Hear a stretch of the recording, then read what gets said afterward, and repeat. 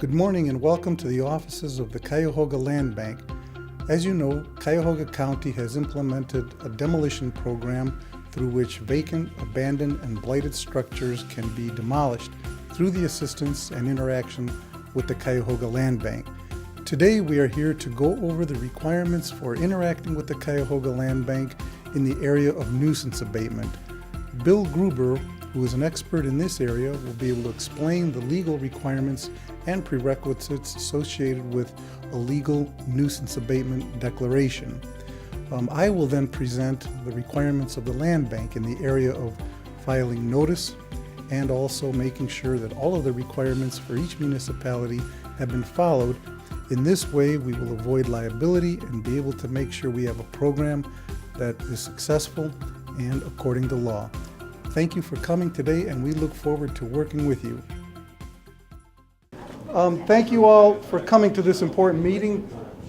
This is a meeting to discuss the county's demolition bond program and how the municipalities that elect to participate in it, how they would interact with the county land bank in declaring nuisances and the procedures internally that the land bank will need to make that run smoothly and efficiently. So I'm really happy about the crowd that came and the level of interest, because this is somewhat technical stuff, but it's really critical, and once we get past the technical and we all get into the swing of things, it won't be that hard thereafter. But we just felt we needed to be on the same page on this, and so since the county land bank is going to be doing a lot of the demolitions, it's real important to us that we have this consensus.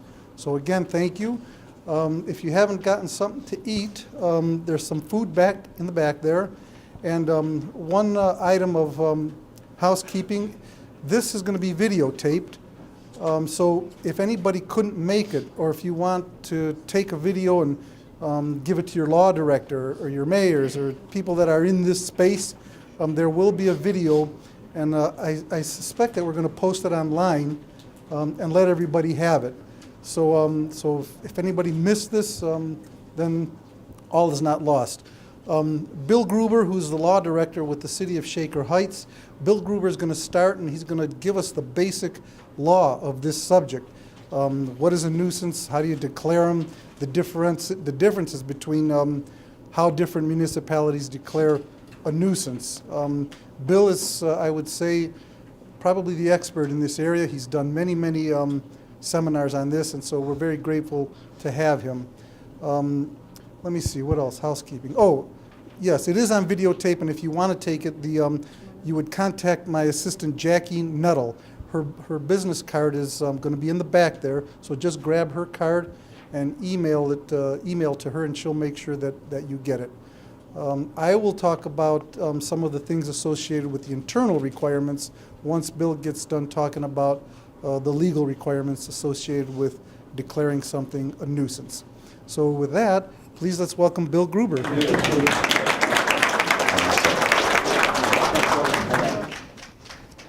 Good morning. I'm Mike, but that's just for the recording, so there's no speaker or anything in here. So I'll try to speak loudly. If anybody can't hear me, let me know. I hope I'm not shouting in your faces up here up front. I'm Bill Gruber, law director in Shaker Heights. Before I was with Shaker, I spent 18 years with the city of Cleveland, many of those doing code enforcement work there as well. And we do quite a bit in Shaker Heights. I'm going to speak for about 30 minutes or so. There is a copy of the presentation of the PowerPoint. If you didn't get one, I assume they're somewhere at the table as you come in. So you can get a hold of that if you'd like. Also, if you want to ask questions at any time, please feel free. You can wait till the end, but you don't have to. As far as I'm concerned, we can, unless I'm getting the sign to keep moving, please go ahead and ask questions as we go along. Now, the title of this is Nuisance Abatement Policies, Procedures, and Requirements. Of course, there are many kinds of nuisances and many kinds of nuisance abatement. Shaker Heights, for example, just with regard to housing and buildings, commercial buildings, we do nuisance abatement like grass cutting or boarding or repairs, from repairing leaky roofs to securing doors. I'm not really talking about all the different types of nuisance abatement today and all of the different types of nuisances that a community might encounter. I'm really focused only on demolition. Of course, a lot of what I'm talking about also would apply to other types of nuisance abatement, but I'm not really focused on that today. And this is also not a how-to or a step-by-step. I'm happy afterwards to speak to people, and also if anybody wants to contact me by email or phone, my contact information is in the presentation at the end. And I'm happy to talk to you about that. I'm just trying to hit today the bigger issues and so you're aware of what the various issues are as you move forward. I know that a lot of people here are very familiar with this. Are really more expert than I am because they're in the trenches doing it day by day. And there are other people maybe who have not done a lot of this. Some communities maybe have not. Shaker Heights has done quite a bit and of nuisance abatement. We try to push the envelope. So you have to be working with your councils, your law directors, lawyers to make sure that they're comfortable, you're comfortable, and your political leaders or public officials are comfortable with the way you are going to do your nuisance abatement. So not every way is going to fit every community. Obviously, if your community owns a property and that you want to demolish it, you generally don't have to have a reason or a declaration or notice of any kind to tear it down, possibly with the exception if it's some sort of historic building or has some sort of historic preservation protection. So really what I am addressing are demolition of private property by a city, a village, a township, or a county. But note, I'm mostly talking about the law regarding demolitions by charter municipalities. And that's what I'm most familiar with, and that's mostly what I'm talking about.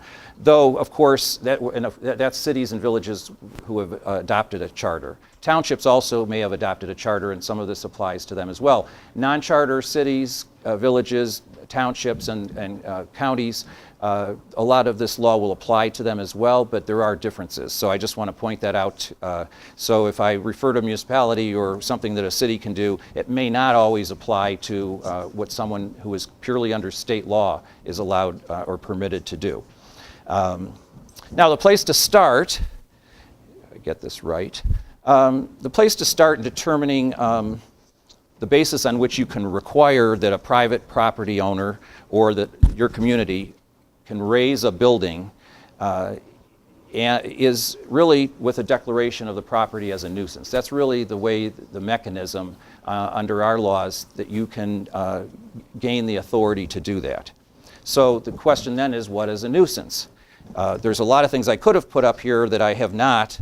And really, if you search state law, where you'd think you would find a good definition of nuisance, especially regarding buildings and tearing down buildings, there's not a whole lot there.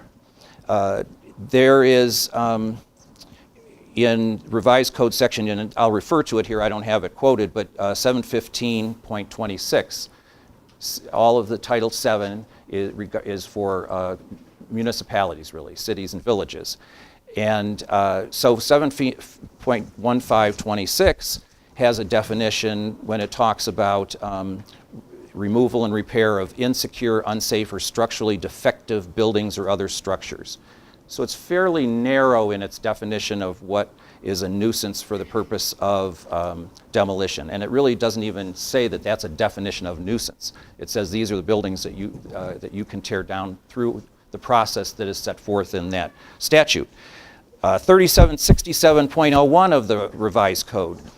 37 generally is health, welfare, EPA, all those kinds of things. 3767.01 actually has a definition of nuisance. It has 3 parts. 2 of the parts have nothing to do with what we're talking about today because they have to do with nuisances regarding lewdness, prostitution, porn, other indecent, lascivious behavior, etc., or have to do with places where alcohol is being made or sold illegally. So it really has nothing to do with this. The third one just simply says that which is defined and declared by statutes to be a nuisance. Not a whole lot of help. So really in 3767 there's not a lot of help, Because I think Ohio focuses on what we call in the legal field common law, rather than statutory law in looking at what a nuisance is. So that's why I've put these in here, starting with a dictionary definition, and you could find many different dictionaries that have many different definitions of nuisance, but they all tend to be about unreasonable, unwarranted, or unlawful use by a person of his own property or causing an injury to someone else's property. Under the Ohio Administrative Code, this is only with regard to landfills, waste, and the EPA. It's anything which is injurious to human health or offensive to the senses, interferes with comfortable enjoyment, which is an important concept, of life or property, and affects a community, neighborhood, or any considerable number of persons. So these aren't really applicable to what you want to do, but they're instructive on what is a nuisance. The most instructive one I found also is not directly helpful, and unless you're planning on going in with a nonprofit organization to try to take over a property through a receivership. This is a great statute, but it's not really what I'm focused on today. But this statute, the receivership statute for taking over a property, we're actually working on one in Shaker today. I know there have been a number in Cleveland where you can go into court with a nonprofit, get the court to okay a nuisance abatement plan, and that's to repair a property generally, not to tear it down. But the definition is very helpful. A public nuisance is a building that's a menace to the public health, welfare, remember the term welfare, or safety, that is structurally unsafe, unsanitary, without safe egress, is a fire hazard. Those are all obvious. Obvious danger to human life, or is otherwise no longer fit and habitable. Or, and this is a really important part too, that in relation to its existing use constitute a hazard to the public health, welfare, or safety by reason of inadequate maintenance, dilapidation, obsolescence, or abandonment. So this is much broader than what I was telling you is in 71526 that says you can tear down a building if it's insecure, unsafe, structurally defective. So that's incorporated in here, but this is much broader. And I'll get back to defining public nuisance for the purpose of doing demolitions. There are different types of public nuisances we can talk about too, emergencies and non-emergencies. And generally, all that means is they're not different nuisances really. I say types only in the sense that they give you different, you have a different ability to attack the problem of an emergency nuisance than non-emergency. Less notice requirements. It's something you can do with giving notice after the fact. But you have to be extremely careful and make sure it really is an emergency. Emergency can be used in a very broad sense. It can be used in many different ways. So this is really an immediate, imminent threat to public health, safety, and welfare. So very few examples are going to fall under this. The most obvious to me is if you have a severe fire in a house or a building and it's basically 50% or more demolished by the fire, the chances are it's going to have to be torn down, and that could be an emergency because it represents a real hazard to the community in its smoldering state. So that's one example. Non-emergencies are generally what we're going to be talking about and what you're going to be doing in demolitions in your communities. It's basically an ongoing threat, not a one-time thing. If you have a house that has a window that's broken, that's generally not going to be considered a public nuisance unless it lasts for a long time or unless it has a lot of broken windows or unless there are other issues with the house. So it's an ongoing threat to public health, safety, or welfare in short. And we'll come back to, of course, the definition of demolition, of nuisance in looking at demolitions. There are different ways to order demolitions. Many communities talk about, and I know Cleveland uses the term condemnation in a few places. Shaker's ordinance, we never use the word condemnation. So there's nothing magical about the use of that term, and I really haven't found, there's not really even much of a definition in Cleveland's ordinances of what condemnation means, but you get the gist of it by looking through their ordinances. Basically, what you're doing is you're ordering an abatement of a nuisance, usually ordering abatement of a nuisance saying, you, the owner, party who's in control of a property, you must abate this nuisance by repairing the property or, if necessary, by tearing it down.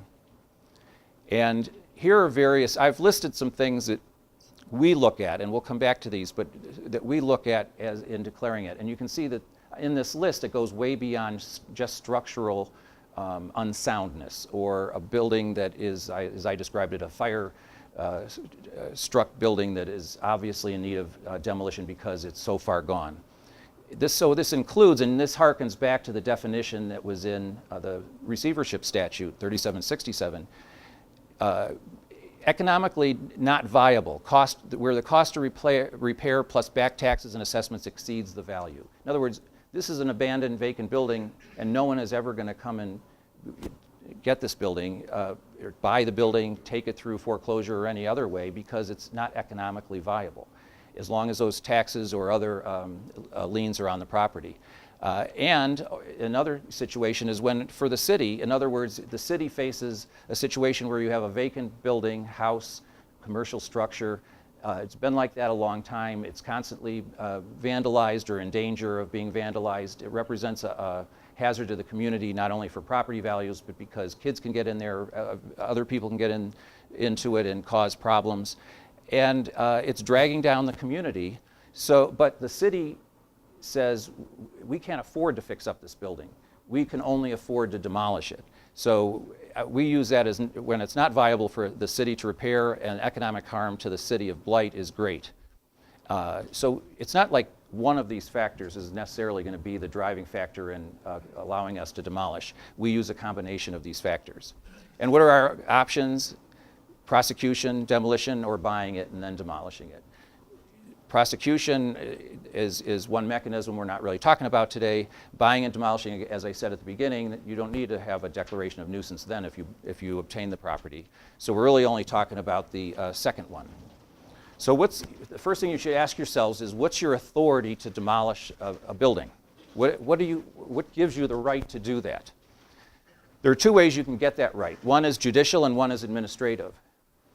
You really have to look to your own laws, your charters, state law to find what is the authority that I'm using to do this. You're not required to go to court unless your ordinances require you to go to court to do it. Certainly that is a safe mechanism. If you go to court and get a court order, that's pretty safe, that you're going to be less risk of a lawsuit and wrongful demolition claim, because you've given parties notice through the court. They've had a chance to challenge your right to do it. You have an injunction order that says go ahead and you can tear this building down. Of course, judicial determination is very cumbersome. The city of Cleveland could never do its demolition program if it had to go to court to get an order for every single one. It would be impossible. We feel the same way in Shaker Heights, that it would just be impossible. Now, if you only do 1 or 2 demolitions a year, it may not be a difficult thing for you to do. So it certainly is safe. The other way to get authority is administrative.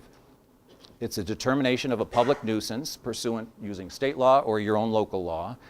That always has to include a right to be heard, an appeal process, and after an appeal process administratively, which I'll get into in a little bit, you have a right, the person has a right to go to court.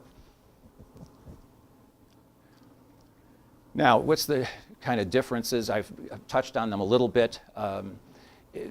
Here's a problematic administrative determination where a city fails to provide a property owner with an opportunity for hearing or appeal prior to the raising of a property. The city's denied the owner due process of law. I'll get to due process of law, but that automatically raises red flags. Due process of law leads to potential civil rights violations, lawsuits, damages in money, not just a wrongful demolition, because many of these properties you may be demolishing may have a negative value. So it would be hard for someone to prove that money-wise, that they have been damaged much by your demolition of the property.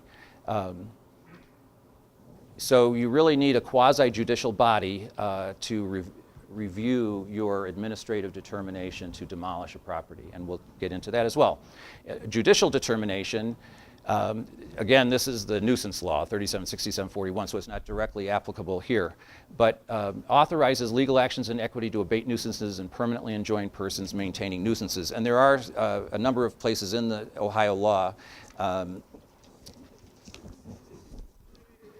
the 376704, I think it is, that allows you to, specifically allows you to go to court. Yeah, 3767.04 is procedure for injunction actions in court. You go to court of common pleas to get an injunction in order to be allowed to demolish a property. So let's talk about municipal authority permitting demolition. A charter city has home rule authority. You may have heard of that. It doesn't say home rule really much in those sections, but in Article 18, Sections 3 and 7, the home rule amendments, a city can enact legislation, and this isn't all directly out of the constitutional provision, but this is through both the constitutional provision and cases by various courts that have interpreted the constitutional provision.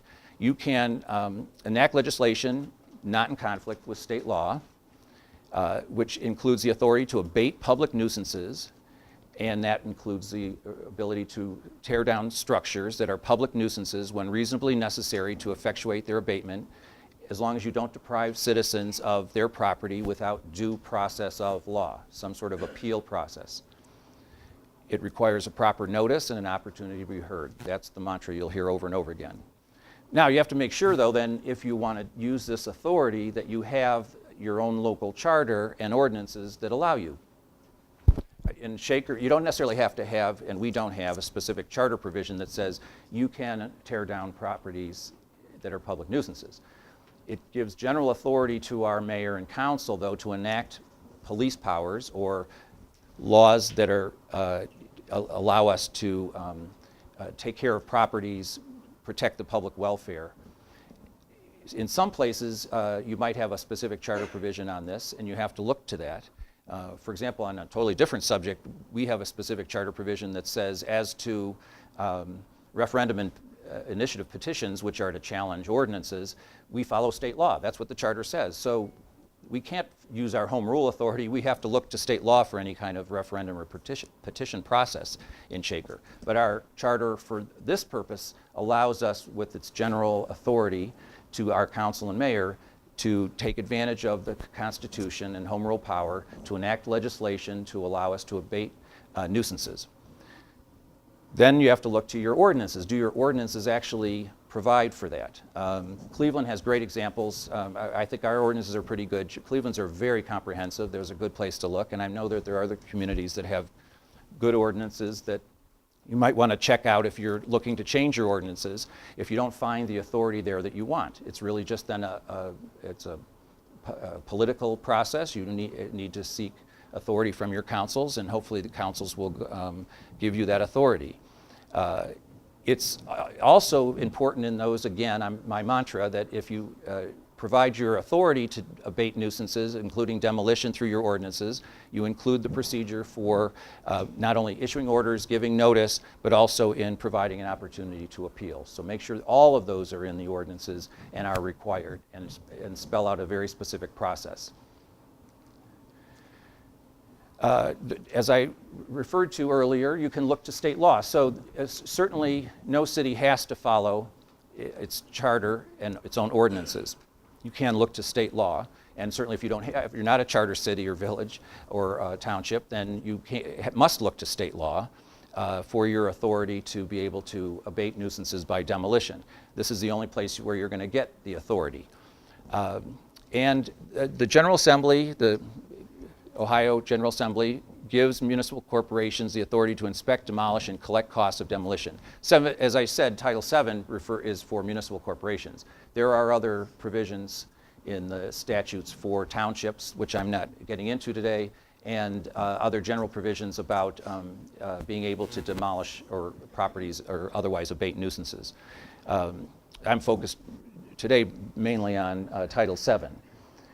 It also permits, by the way, collection of costs of demolition, and it even specifically mentions the County Land Bank, which of course is not really called the Land Bank, it's the Cuyahoga County Land Reutilization Corporation, and the statute is the Land Reutilization Statute.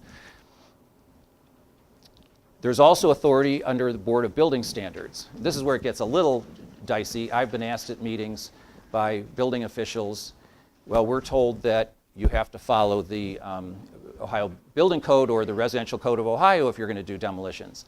And that's a very complicated subject, I'll tell you that. And my opinions are different from, I think, what the Board of Building Standards might say. But it is true that since as I showed you, there's specific statutory authority elsewhere in Ohio law, you don't even get to the issue of whether cities can have ordinances that differ from the rules established by the Board of Building Standards. You start with the fact that there is a statutory scheme for demolition right in the revised code, separate from the rules of the Board of Building Standards, and they're somewhat different. So which ones do you follow? I think that it raises an interesting issue, and I think you have to look at and talk to your lawyers about how you interpret statutes. There are all sorts of rules about that, going with the specific over the general. So if there's a general law and another that's more specific on the same topic, the specific applies. There are all sorts of rules about that. I think in general, I think you're safe if you're a municipality, village, or city to looking at Title VII at 7, 15, 26, and 261. But there is, under Ohio Board of Building Standards, they have the Ohio Basic Building Code and the Residential Code of Ohio. Now they've changed the numbering, so actually they're exactly the same numbering, just in two different codes on demolition of buildings. Of course, the building code has to do with buildings other than 1, 2, 3 families, and the Residential Code of Ohio has to do with 1, 2, and 3 family dwellings. So there's a difference in that. By statute, of course, you start with also that it only applies to municipalities certified by the state to enforce those. So if you're not a certified, your city is not, or community is not certified by the state as a building department, then you don't follow this anyway. You follow your own ordinances. It also only applies to demolition of unsafe buildings determined to be a physical serious hazard. That's right in the statute. It doesn't cover the subject of any other type of demolition. It only talks about demolition of buildings that are a serious hazard, which makes some sense because it's a building code. It's not a code dealing with other types of nuisance issues that communities face. And the procedure is a little bit different than you'll find elsewhere in the statutes and certainly in your own ordinances.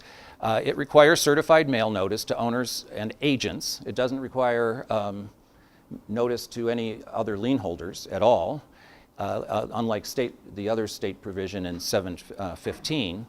And it says that in a very vague way, I have to say, the building official shall proceed under 3781.15, which is a statute, not a rule, of the revised code. And that statute is not mandatory. That allows you to go to court to get a court order to demolish a property, for example. It says you may go to court to do that. It's not a mandatory statute. So does that mean that they're saying you shall go to court, or does it just mean you shall proceed under the authority of 3781.15 that allows you to go to court but doesn't require it? So that's why I put the question also at the bottom, do the rules conflict with 715 revised code?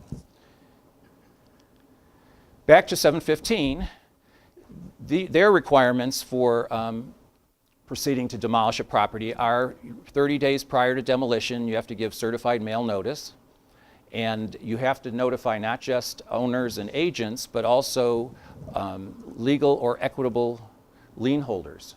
Now, I haven't found a case, or maybe out there, if someone knows of one, I'd be interested as to what that means, because holders of legal or equitable interest in a property can mean many different things.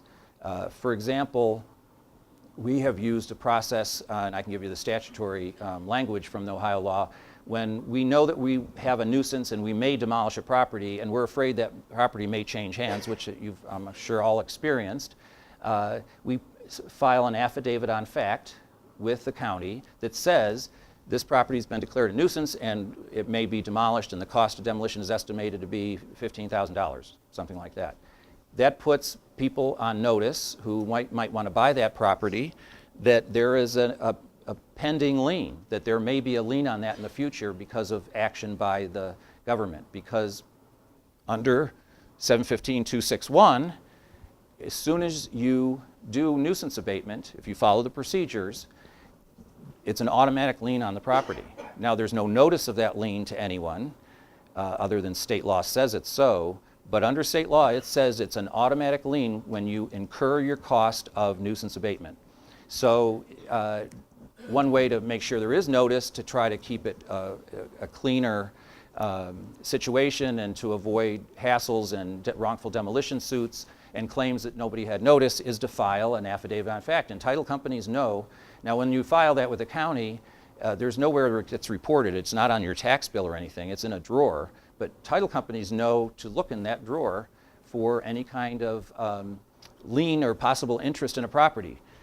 Is that what they mean by providing notice to all legal or equitable lien holders, so that if a city's done that, the city has to get notice too? Now, of course, we're talking about a city doing the demolition, but there are all sorts of ways somebody could have a legal or equitable interest in a property. It's very hard to know exactly what you have to do under the statute. But the statute does give you an out. It doesn't say that if you fail to give notice exactly in this way that you're somehow have wrongfully demolished a property or illegally done it. And you still can collect your costs, but it means your lien isn't collected with the taxes. It's a lien that falls behind all the other liens, just like if you got a judgment for any purpose and put a lien on a property, it falls in behind everything else. So, and I'm going to talk about the liens in a minute. The state law allows you, if you do demolition the correct way and send an assessment to the county, that assessment puts the cost of the demolition right on the taxes, just like if you cut the grass or do other nuisance abatement. And it's collected with the taxes by the county. So it comes first before any mortgage lien, any judgment lien, anything else. And it's collected with the taxes. And just like your assessments, if your community has street light or tree assessments or anything else like that, it's collected in the same way. So this means that if you don't follow the proper procedures under state law, that you take the chance that your lien will fall behind the taxes, a mortgage, any other liens that are on a property. It still could be collected if a property is sold at share sale or just sold outright.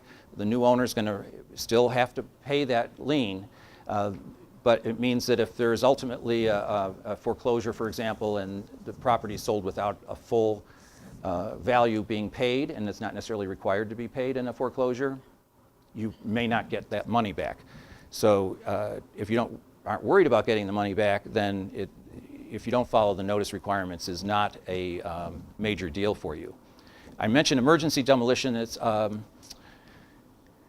You don't need to do the mail and notice in advance. You need to do it afterwards, because that's obviously it's an emergency. But you have to, as I said, be very careful about what an emergency is, and when you declare emergency, making sure it is an emergency. So under local law, you follow your local charter and ordinances, and since you're not following the statutes, what all the case law says, when you kind of sum it up, is the courts have said that notice must be reasonably calculated under all circumstances to apprise interested parties, again, what is that, of the pendency of the action and to afford them an opportunity to present their objections. You have to make sure the notice is out there and gets to people. Now, we find that certified mail is usually one of the worst ways of getting notice to people. It's not necessarily the best way. Not only is it expensive if you're doing a lot of it, but it's easy for people to ignore it.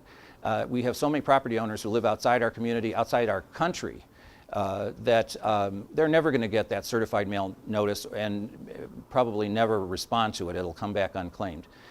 Certainly you can use certified mail. I'm not saying you don't have to use it or shouldn't use it, particularly if your ordinances require it, you need to use it. But there are lots of other ways: posting properties, sending regular mail, hand delivery. You can try to get it to, if there's a real estate company that's involved, to send it to the real estate company. Sometimes there'll be a for sale sign, or you'll find out there's a real estate company involved. If there's a property manager, if it's a bank-owned property, there may be a company that's taking care of the property for them, a servicer, or a servicer of a servicer. Find out who they are and get them the information. It's important to try to get the notice out to as many people as you can who might have an interest in it, in the property. That protects you the best. But the way the courts have decided, you have to make a reasonable effort to get it out to all those who have an interest in the property. And it's always a fact-specific inquiry, because what is an interested party is going to be fact-specific, and what is notice that's reasonably calculated to arrive to all the interested parties is going to be very fact-specific in every situation. It does not require actual notice. So it means that you can win a wrongful demolition case even if you don't get actual notice, if you've made the effort to get notice out to all interested parties in a reasonable way. So actual notice, now you shouldn't do everything you can to avoid actual notice just to try to avoid that problem, but it isn't necessarily an obstacle.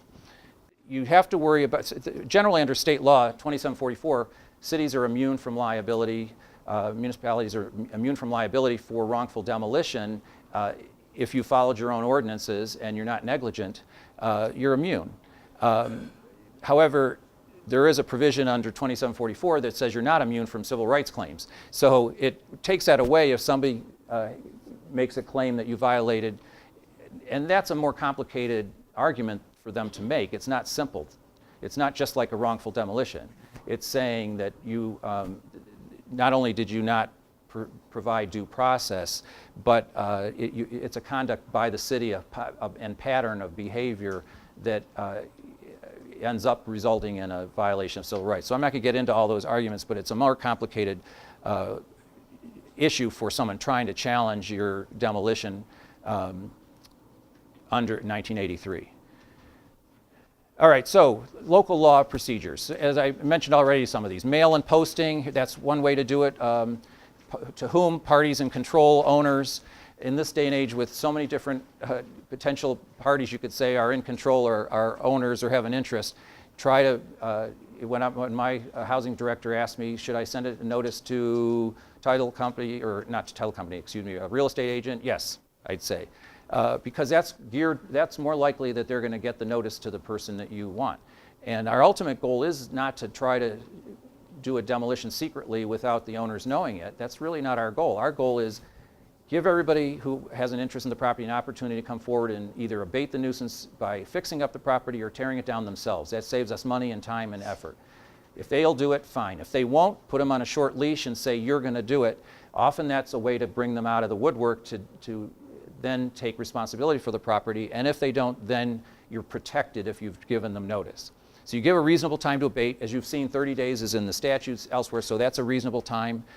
You give them an appeal right and procedure. We have a board of appeals specifically for appeals of this type and other types of things that the city does on a general basis, separate from our zoning board. I know in some cities they have a zoning board or a board of building standards that is their general board of appeals, which is fine. Just make sure you have a board. You can assess the charges, and we have put that right in the notice, that if you do not abate this nuisance, we will abate it by demolition, and the cost will be approximately, and we state an amount, so that they have an idea of what the amount's going to be. And I also recommend we do a courtesy notice. So one of the issues that Gus raised is properties change hands a lot. You may not even know. It may not even have appeared yet on the county auditor's site. If you look it up electronically, it may not be on the recorder's site yet. It's hard to know what's happened with a property. The mortgagee may have sold the loan to somebody. You don't necessarily know that. So it's impossible to keep up. So one thing we do that I think helps is, and often the other thing he raised, I'll mention, is that it sometimes takes a long time between when we've declared a nuisance, said we're going to demolish, gave 30 days notice, maybe there's an appeal, maybe not, a delay, we finally get a contractor ready to demolish. There can be a delay of months or even a year or so.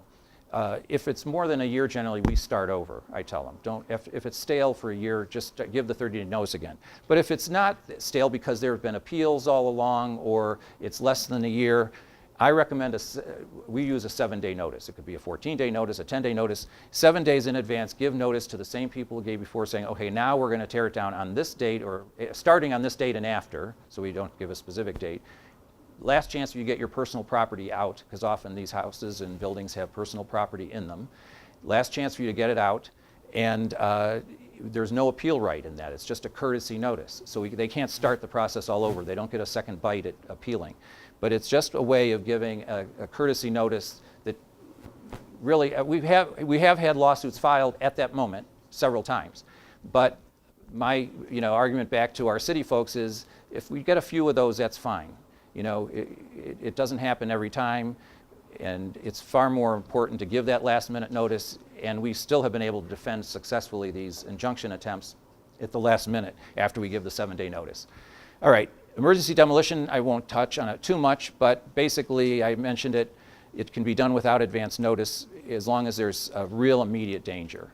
Now, appeals process. This is a lot of detail. I'm not going to read it all. I've mentioned it already. Have a local board, have an appeals process spelled out in your notices that says you may appeal within 30 days by sending a written letter of appeal to, and give the address and the name.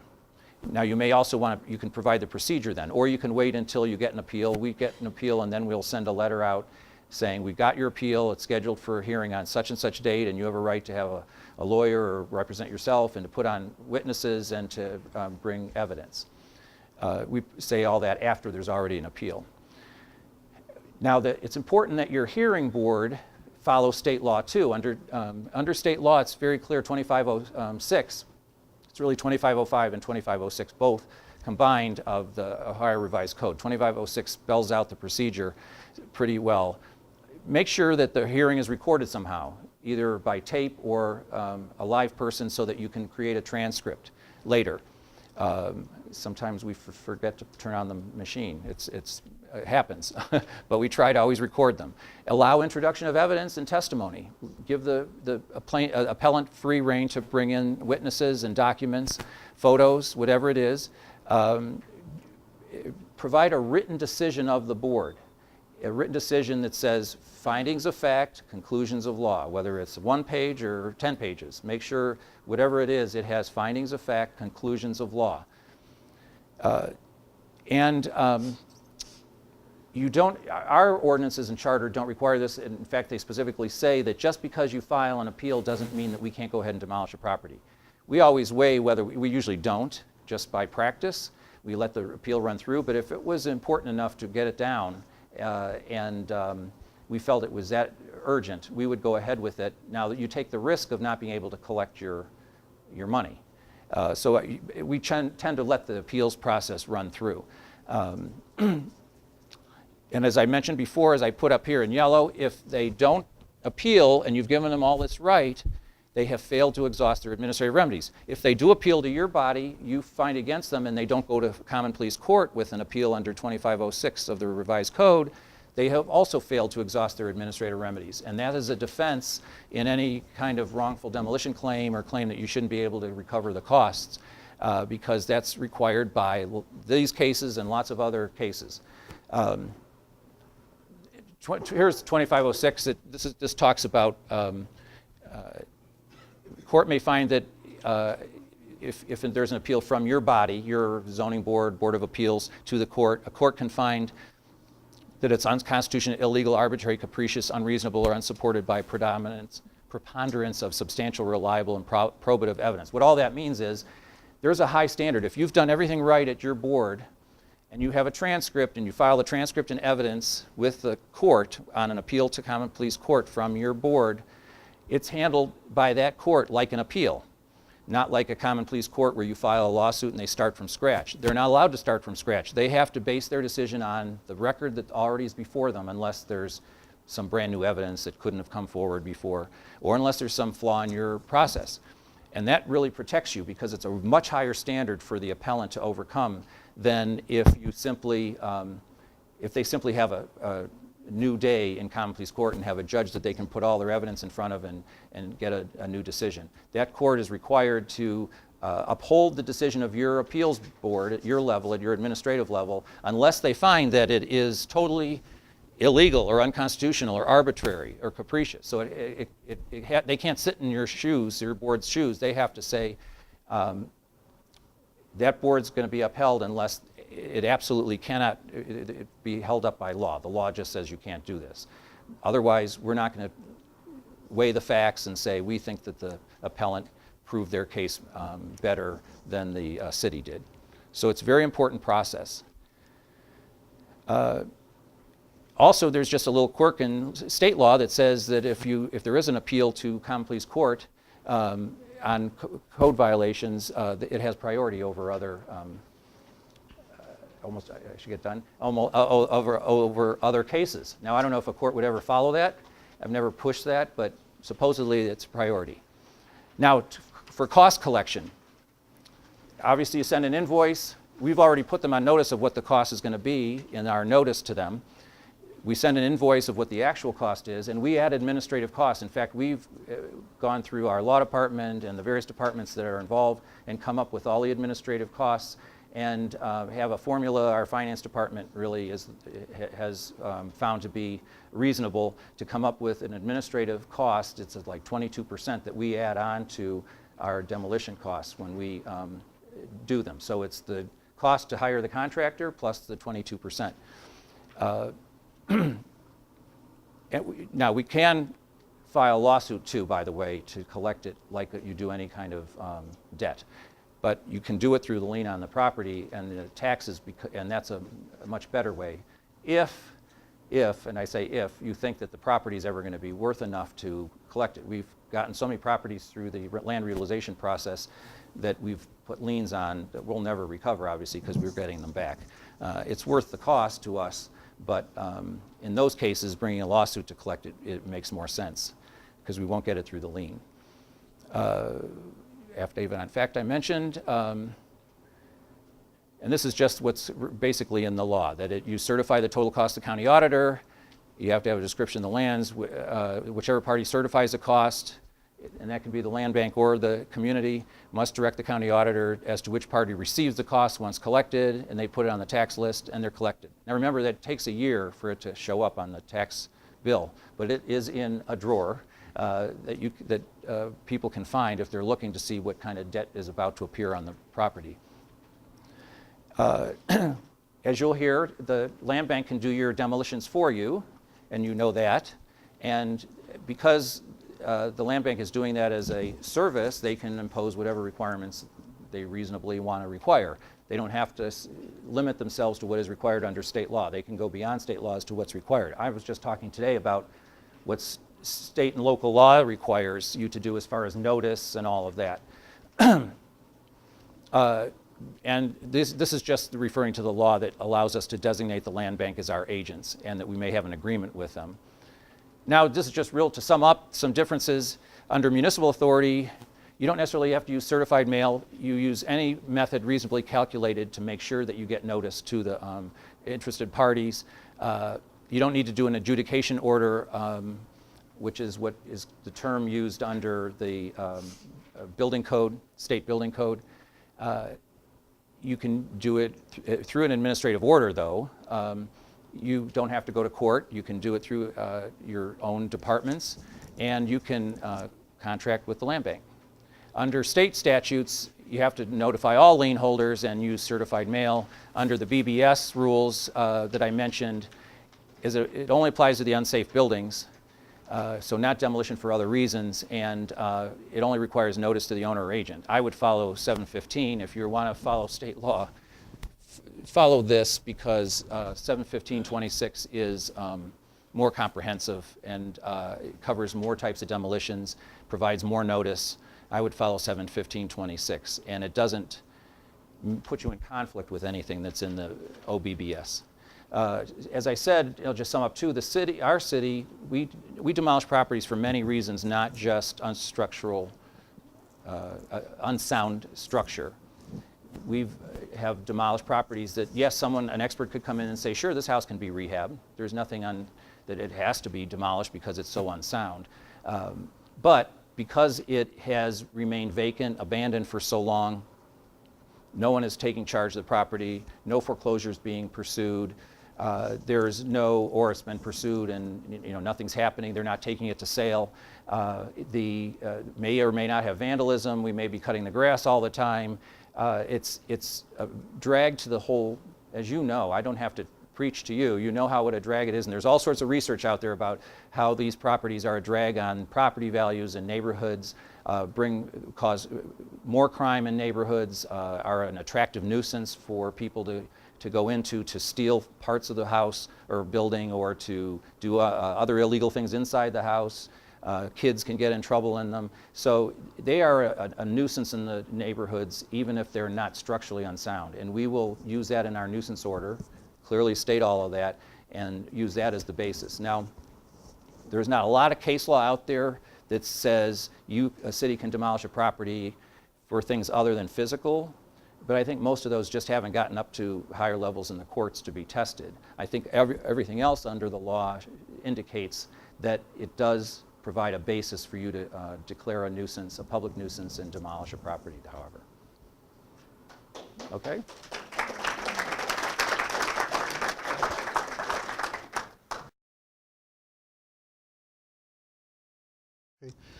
Just one other item of quick housekeeping. We have today 28 municipalities here, so it's quite a great deal of interest here.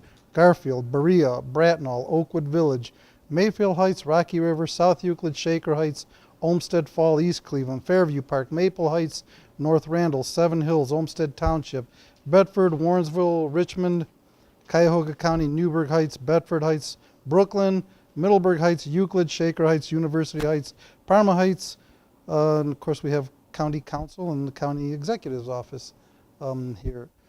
And our board member from the Federal Reserve, Tom, could you just give a wave out?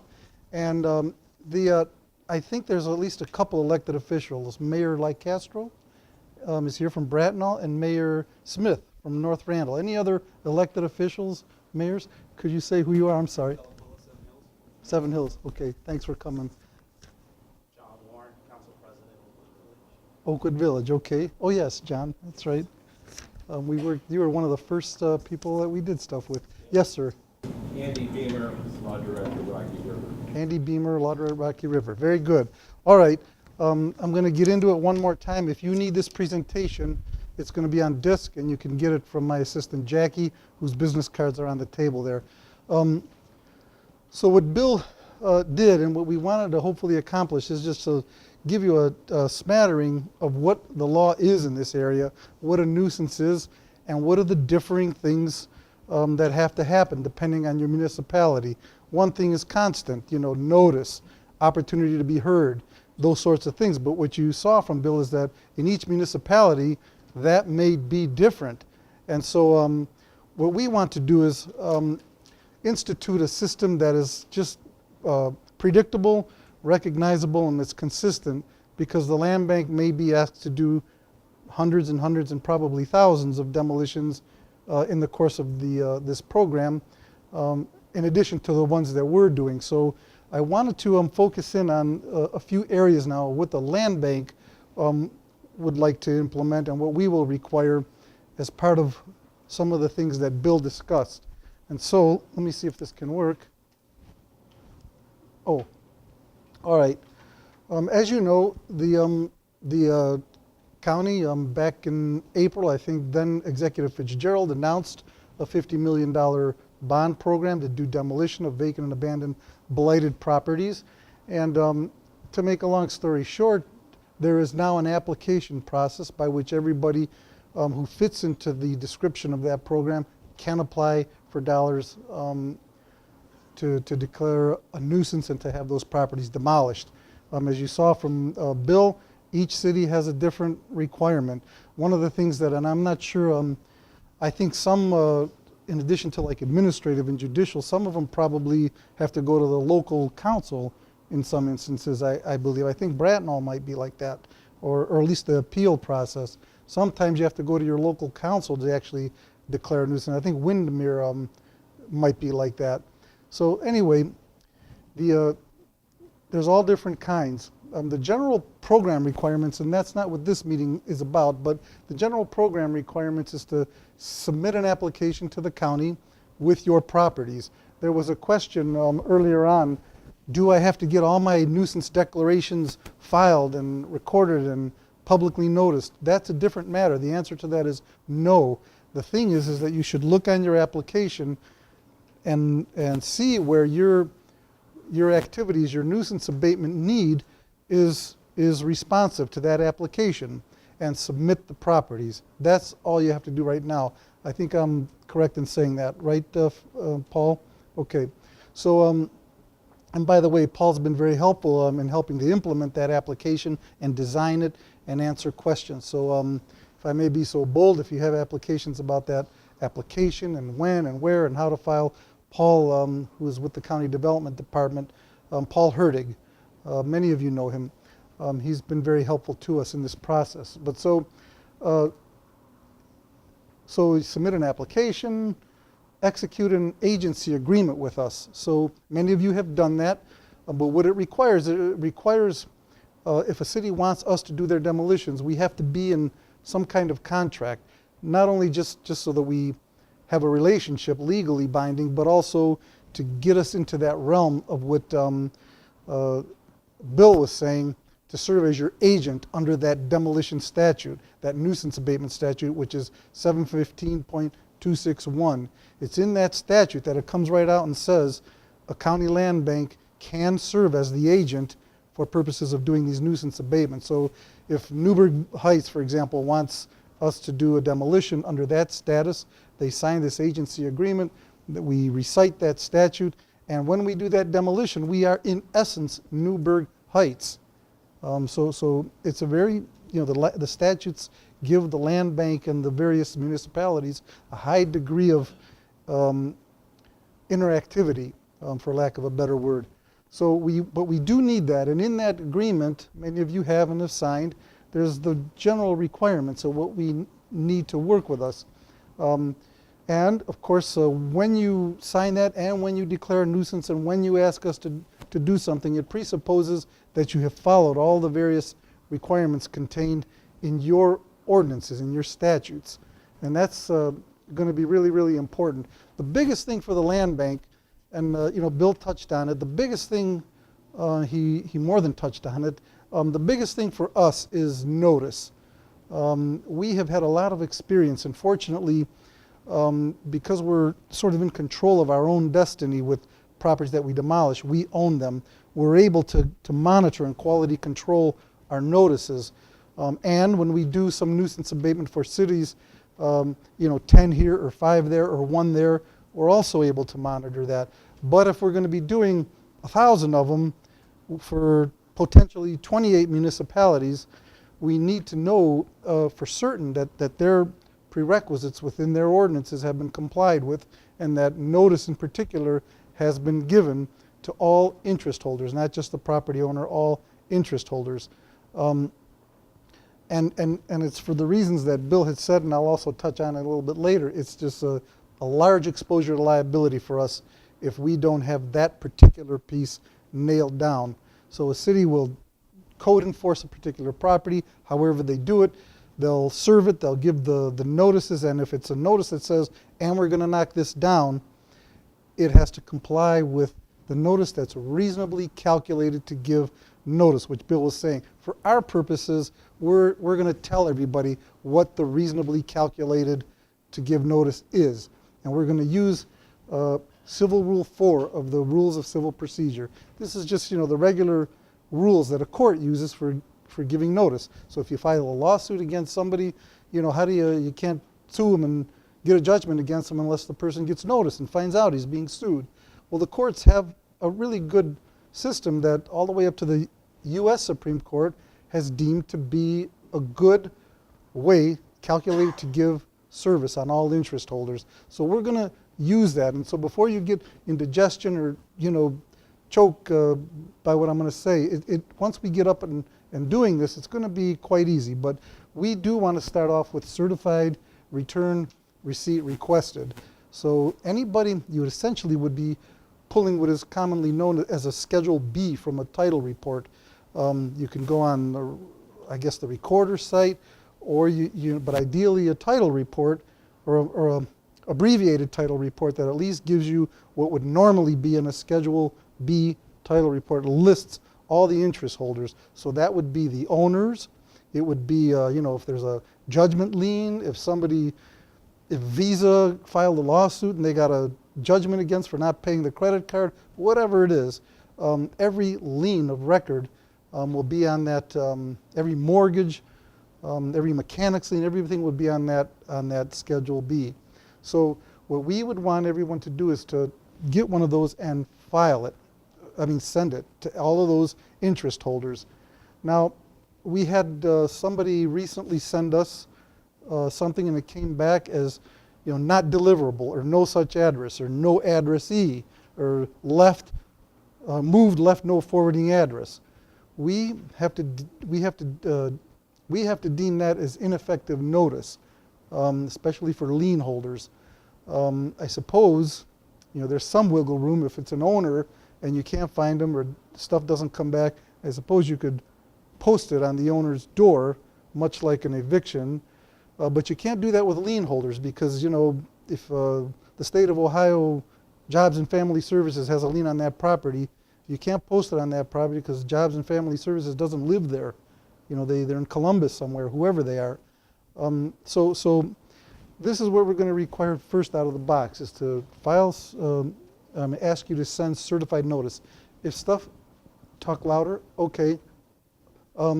If the green card comes back and it says unclaimed, unclaimed simply means that it was sent, the person's there, he just didn't want to claim it. That's not saying that it's defective. In those instances, when we get that paperwork back, we will, ordinary mail after that is sufficient. We will accept that. If it comes back as no such number, or moved, left no forwarding address, all those defective things, the municipality is going to have to try to find a better way to do it, and they're going to have to try to find where this person is, and if they can't, we will accept the publication. There's a cost to that, and I know that, and it's a bit of a headache. But again, for reasons which I will explain afterward, we need to have that at least out of the box. So what would happen is in that situation, I can tell you like what the prosecutors do. Most prosecutors, when they are filing a foreclosure, or for that matter, even a bank, when they're filing a foreclosure, because it relates to real property, it's a substantial right. If there is no notice that comes back, that nobody has accepted the notice, in a regular lawsuit, you can just file, you can just post it in a daily legal news or a newspaper of general circulation. But the Supreme Court, the U.S. Supreme Court, has said, yes, that's good for the run-of-the-mill lawsuits, but not for situations where somebody's property is about to be, for lack of a better word, taken. It's not being taken. But in any event, it's a substantial right. So the court has told, so what some people do, what some agencies do, and what our own Cuyahoga County prosecutor does before they file a legal notice, a notice by publication, they sign an affidavit, and it comes with every single tax foreclosure, and it says, we can't find this person, we're publicizing it in the daily legal news, and this is what we did. We checked the probate records to make sure that that person's name isn't in a probate case, so that he didn't die, and that's why he's not answering. There is a military affidavit. If the person's in the military, for sure you can't do anything. There's a federal statute on that. Maybe there's a bankruptcy proceeding. If there's a bankruptcy proceeding, and the person doesn't respond, you can't do a thing. There's an automatic stay, and unless that stay is lifted, we can't do anything there. There's Haynes crisscross directive. I'm not telling you to do all these things in particular, but this is one example of what our prosecutor does. So every situation might be a little bit different. You didn't get good service, but you might come back and say, well, there are no lien holders. The owner didn't respond, but we tacked it onto the door, took a picture of it, and you send it in with us. That would work. That would work. If it's a lien holder, or if it's a corporation, we can't tell who the corporation is. Of course, you can always file on a corporation with their statutory agent in Columbus. If that comes back, there is a statute. I think the civil rules allow for a filing with the Secretary of State at some point, which constitutes valid notice. The bottom line is, we're very anal about notice for civil rights reasons. and because it's just there's so much room to mess this whole process up if we don't get notice right. So that's what we're going to be requiring, Civil Rule 4. So if you have law directors, or if law directors are here, law directors are very familiar with Civil Rule 4, and it shouldn't be a problem. Next, what we would require is a formal notice to proceed. And so many of you who we have done demolitions for, you know what that is. You know, the nuisance abatement, all the paperwork is done, all the notices are given, everything that Bill articulated is finished, we're all good.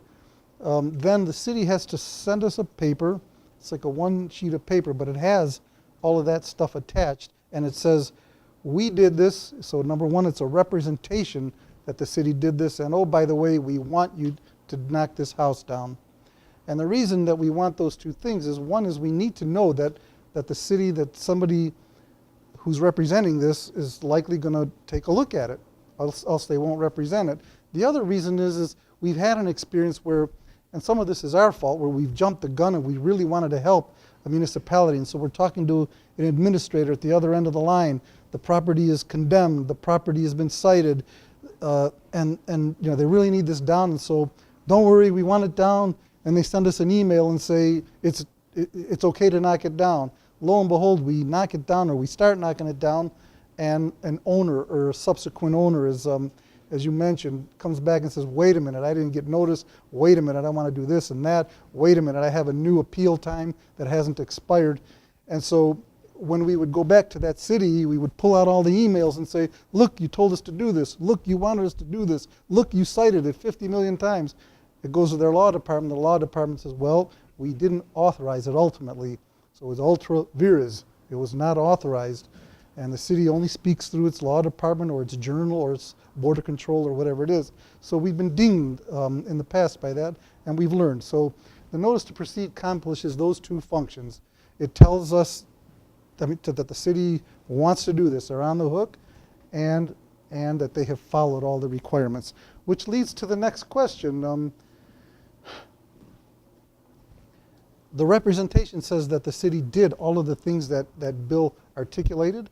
And so, again, when we were doing a couple here and there, we could sort of quality control that and look at the ordinances, and if there was a gap, you know, if there was a gap, we would just troubleshoot that. But when we're doing so many, it begs the question. We get an affidavit or a notice to proceed that says we did all these things. Well, were those things really done? So it's not to second guess you or to ding you or anything like that. Some people just have a lot of experience with this, like Shaker and Cleveland and maybe South Euclid and a handful of other cities. But many cities, it's not that it's not an aspersion or anything like that. They just don't have experience with it. They haven't done this. You know, Brattleboro's a beautiful community. Who would think that in this day and age you need a couple demolitions here and there? Well, that's what has happened in this last decade. So some cities just don't have the experience. So number one, we want that documentation so that we can troubleshoot it. And so what that means is that when this is a one-time thing, when we engage and we sign our agency agreement, we want each city to send us what they say is their authority to do this, so that when we get, say, 28 or 30 cities that want demolitions, we're not having to rifle through 30 ordinances or 30, you know, legislative acts in order to deal with this. We want the cities to give us their ordinances and tell us this is the authority by which we declare nuisances. And if you don't have that authority through your nuisances, as Bill said, it would probably default to the Ohio Basic Building Code, and that's fine too. We just need to know what you say your authority is, and so that through the process we can always pick one or two or here. If there's a question, we can, and that's to help. It's mainly, it's not to ding you, it's to help you. If we see something wrong, we catch it and we tell you this little piece of your ordinance wasn't complied with, or you know, you thought it was 30 days, but your ordinance says 90 days. And there's all kinds of little variants that we want to be in a position to try to quality control that for both of us.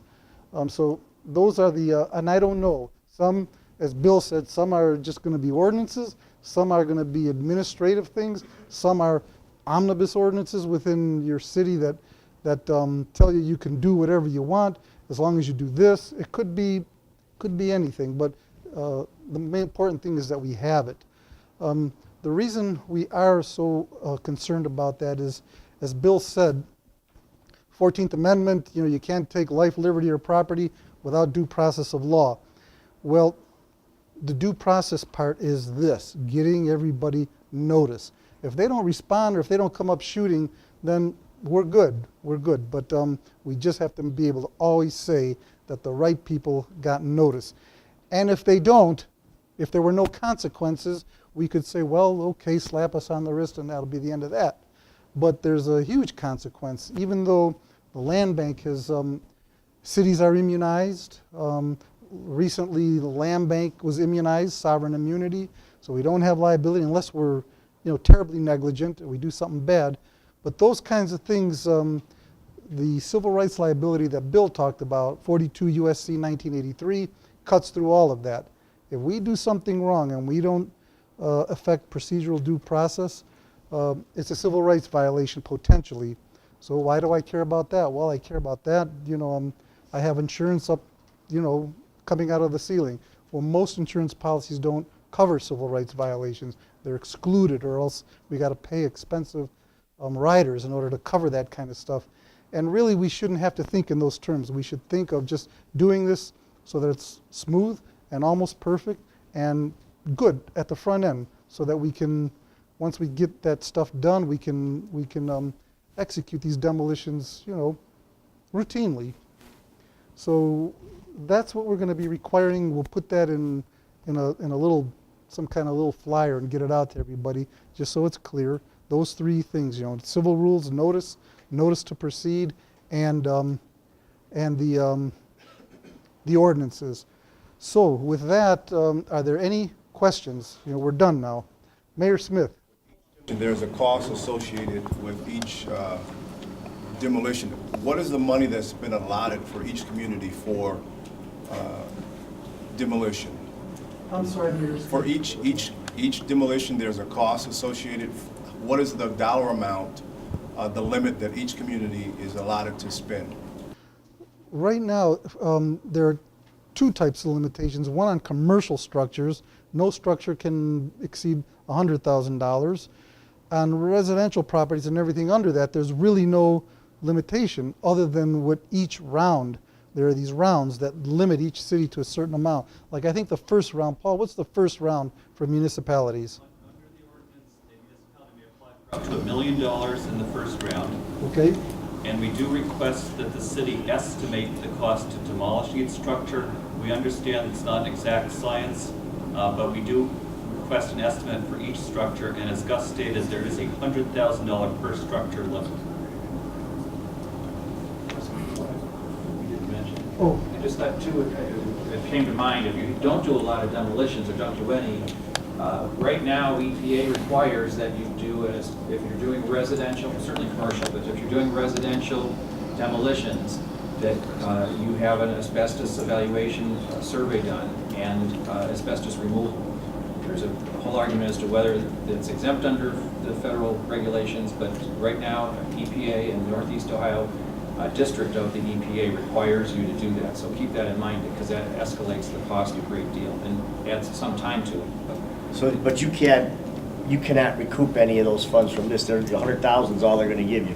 What if it's commercial? Yeah. Yeah. My understanding is, and Paul's the expert on this, is that you can get all the costs necessary, so that the survey and the asbestos abatement, but you still have the $100,000 limit. So if the demolition costs 50 and the abatement costs 20, I think you can collect the whole thing.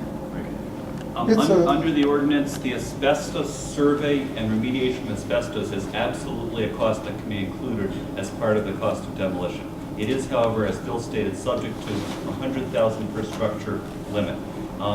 Taking a house down, I've yet to see a single-family house that's going to cost $100,000 even with asbestos. what about environmentals? well, this is what we're talking about, environmentals. On homes, if you have you're not going to know. I mean, sometimes a typical home is, say, $10,000 or $8,000 to demolish. There's probably some pipe wrap, transite, and a few, glazing or something like that. That's going to add a couple $1,000s to it.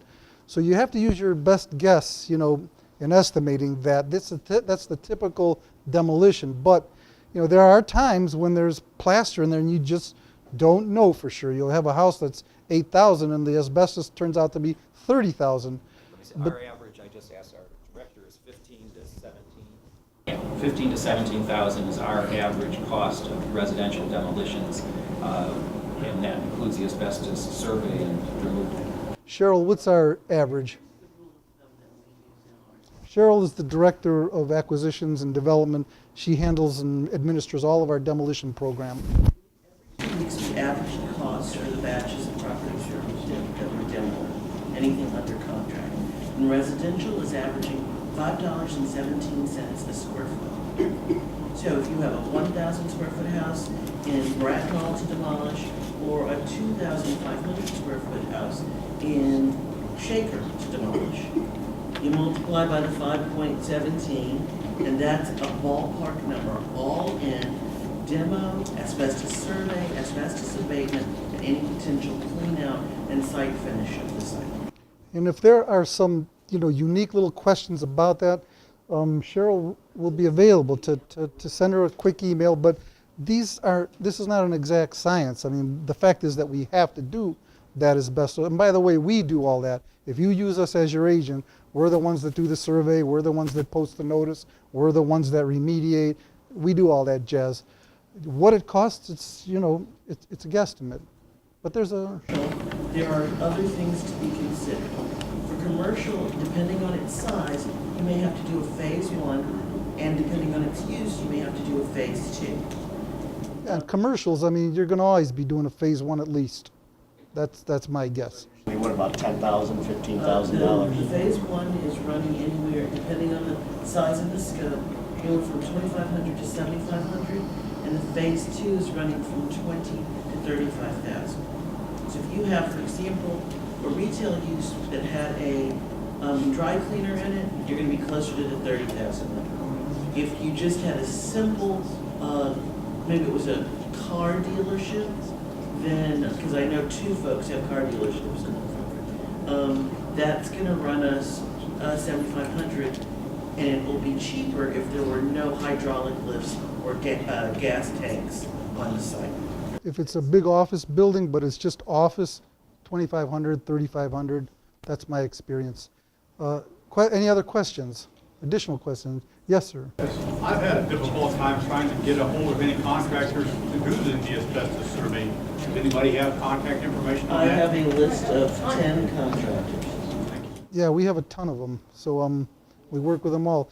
If you want to do them yourself, if your city's going to do them yourself, then that's a very relevant question. If you're going to have us do it, we put it in our mix. What we did is we went out for proposals for asbestos removal and for all and the surveys and the demolitions. We've got contractors that we now have contracts with, 4 or 5 of them for each service. And so every time we have, because they couldn't give us a price for each property, so now that we've qualified them for each property, we give those 5 or 6 contractors the specific property to give us a price on, and we give it to the lowest priced contractor. So we have a stable of them ready to go. The contracts are already done, and all you need to do then is to get the price from them, and you can go ahead with it. So it saves a lot of time if you're doing a number of demolitions. Marty? How do you need access to the property, either commercial or residential, to do the survey, the asbestos survey? You can't. I mean, unless the property is open and you kind of accidentally on purpose go in, or if it's open, but this is the trick, there's a rule of thumb. Right. I'm sorry, rule of thumb. No, I'm just saying there's a rule of thumb, what Cheryl was saying. And over time, you come to learn certain things, like certain properties in Shaker are going to have certain materials in them, whereas a slab in a certain area in West Park is probably not going to have the same materials. But in the end, legally, you can't get in until the property is acquired. So there's a bit of guesswork here, and hence, Cheryl's, there's nothing, no substitute for just experience That's that. what our Having business, been- as you know, is Shaker. Right. And they provide us with buildings. Well, I was going to say what we do, and every law director, council may have a different opinion on this. You have to follow their view on it. Our view is that for an initial inspection, in order to declare it a nuisance, if we don't get permission from the owner, we get a warrant. We get a warrant, we go in on administrative search, do the inspection and declare it a nuisance. Once we take step, and if we have to go back out, we have to do the same thing. Once we actually start the demolition process, our view is that we don't need a search warrant any longer because we're now in the middle of a police action, essentially. It's not really by the police department, but we're enforcing our ordinance by taking control of the property and demolishing it. So every step we take, whether it's asbestos survey, asbestos removal, or the demolition, does not require a separate So depending on warrant how for the that. warrant, Yes, I mean, you have to get a warrant. I mean, short of a warrant, we can't get in, but if you, or permission from the owner, obviously. But if you don't get a warrant, I mean, there's technically no authority to get into that house, unless it's on forfeiture. Now, if it's on state forfeiture, cities and land banks are allowed to go into those properties if they're on state forfeiture. That law changed in September of this year to allow that. Okay, Cheryl? one of the other things is if they were rental properties, we ask that the city allow one of our staff to go with one of their staff on a rental inspection. We've gone out, because we're actually an agent of yours, with your staff, to do the first round of what we call a level 1 assessment, to take the pictures that allow us to draft the specifications for the property. And if we need to do the asbestos survey, and we consider the abatement part of the demolition process, but the survey is an administrative task, and we either go with staff under the warrant or go during an inspection. Any other questions? Yes. If it is a rental property and the tenant is occupied by a tenant, but they can't find the owner, do you have any OEO requirements as far as relocation of that resident based upon law, or providing that resident certain time to don't demolish vacate? a property if someone's living. Right, I know you. That's But I'm just saying, do rule you one, move I on? know. But what we do is we would order a notice to vacate, Mhm. and if we have to, we would then go to court to enforce that if we had to. We can also prosecute the person under our ordinances, because if they have an order, a lawful order, and haven't appealed it, and they haven't vacated, we can actually prosecute them, which sometimes is faster and more effective than going to court for an injunction. But we can go in, if we absolutely had to, we'd go in and get an injunction in common police court to order them out. In Cleveland, you can go to, I think, the housing court, but you can't do that in our municipal courts unless you have a housing court. So we go to common police and get a court order if we have to. But that's after you have acquired the property or have the No, that would property. I'm talking about properties, well, that's properties that we are just want to demolish, that we don't own, and it's a privately owned property. We've given notice to the owner takes no action, the person living there may be a squatter or a holdover tenant or whatever. We go through the order to vacate and then prosecute or get a court order. If we own the property, we would go through the same steps. There are some, once you own it, there are some things about, under federal law about, depending on whether they had a lease or not, it gets more complicated. Right, that's what I was wondering, the ones that had a lease, and It's a little more then you complicated. have a You have to look requirement into- to that's more relocate them or complicated for us something. to handle today. Right. But there are more steps to take if they have a lease and all. You have to give them longer notice and that sort of thing. But you won't have to We would provide file an them. eviction case, and if we owned it and someone lived there, we would actually file an eviction case then. If we owned it, that's the best way. Right. Mayor Smith, did you have One one more, question? is the application process competitive, and if so, is there a match from each municipality? Right now, it is not competitive in the conventional sense of competition. You still have to, submit or comply with the strictures in that application, but it's more general. It's based on, give the county some neighborhood typologies or things that make it important. Is it part of a strip, or are there schools? Are there things that are, important about this area that makes this demolition, urgent? Yes, sir. What's considered a reasonable time for an owner or a lien holder to appeal? Let's say we demanded that something be rehabilitated or demolished by, say, April 1st. you know, Well, your ordinance, yeah, your ordinances would probably define that. But if you're asking, I would say a safe bet is typically 30 days. I wouldn't, I mean, it would probably could be sooner, but I would not, I think you're safe with 30 days because that has been going on and that's been tested, and 30 days is a good time.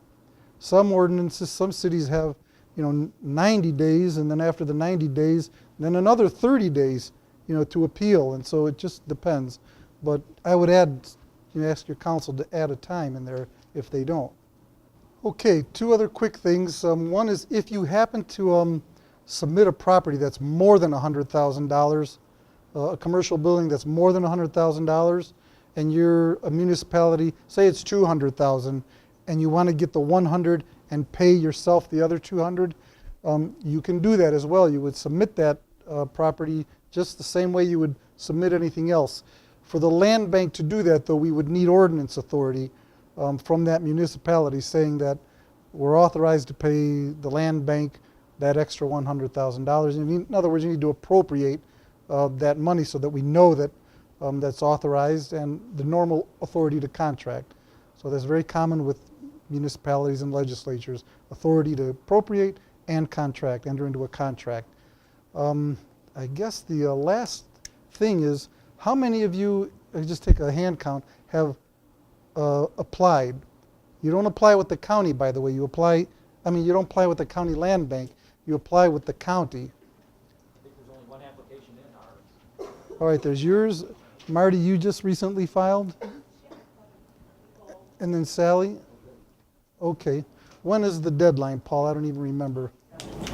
The application, first of all, the application has been distributed by email, and if someone didn't get it, I'd be more than happy to send you a copy, so see me after the meeting and we'll exchange email addresses.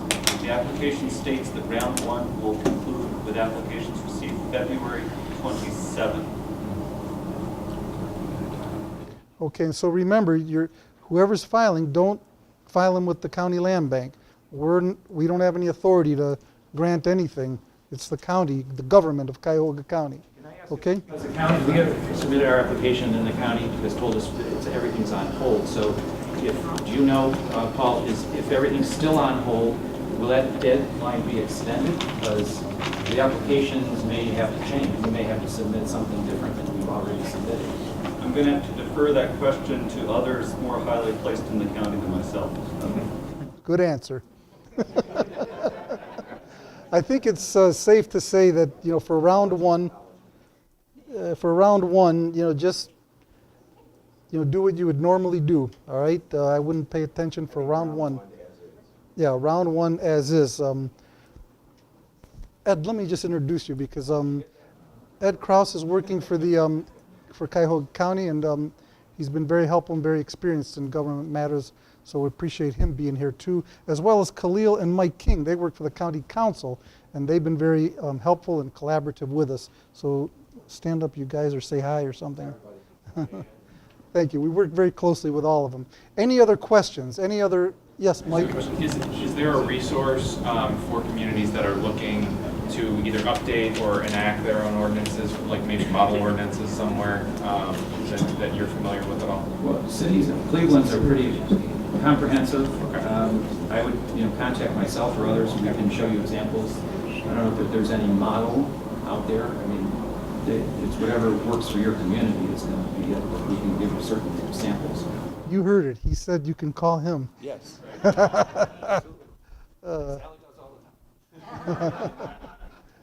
Okay. Any other questions? If you leave here and you think of something, just contact me or contact us, Bill. If you need this tape again, contact my assistant Jackie. Her cards are outside. Or if there's anything that you need in terms of materials, just give us a holler. Thank you very much for coming. We appreciate it.